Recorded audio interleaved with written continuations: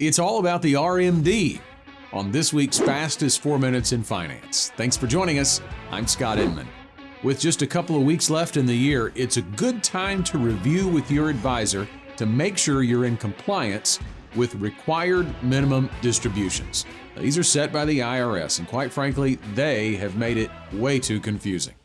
Ed Slott is a retirement tax expert and author of many retirement books, and we're relying on his expertise to hit the main things you need to know about RMDs. The age that IRA owners used to be required to take withdrawals was 70 and a half. Legislation known as the Secure Act increased that age to 72. Then, another new law known as Secure 2.0 increased the age again to 73. It's not quite that simple because the new age of 73 only applies to those who turned 72 this year. That's because if they turned 72 last year or earlier, they were already required to take those RMDs. Slott points out that the easiest way to explain this is if you own an IRA and you were born in 1950 or earlier, you are subject to an RMD this year. If you were born in 1951 or later, you're not. If this is your first RMD, you can actually delay taking it until April 1st of next year. But if you do that, you'll actually have to take two by the end of 2024. Now, if that's not confusing enough, let's talk about inherited IRAs. The Secure Act requires most non-spouse beneficiaries of IRAs to withdraw all of the funds from the account by the end of the 10th year following the year of death. There are a few exceptions: spouses, children of the deceased IRA owner up to 21 years old, disabled or chronically ill beneficiaries, or non-spouse beneficiaries who are not more than 10 years younger than the deceased owner, like a sibling.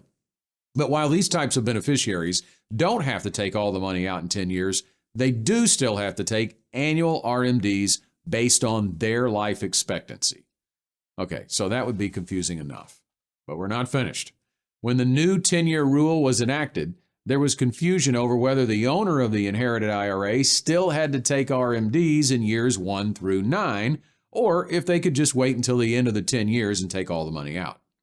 Well, in early 2022, the IRS issued proposed regulations that stated beneficiaries who inherited from someone who had already begun taking RMDs would be required to take annual RMDs for years 1 through 9 of the 10-year term.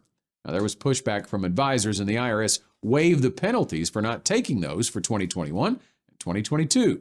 Then, this year, they waived them again for 2023. So if you inherited an IRA before 2020, you can still take annual RMDs for life. If you inherited after 2020, you don't have to take an RMD this year, but you still have to take all the funds out in 10 years.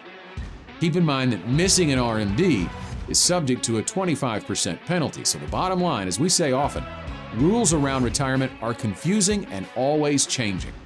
This highlights the need to work with a financial advisor to make sure you don't make financial mistakes. Thanks for watching.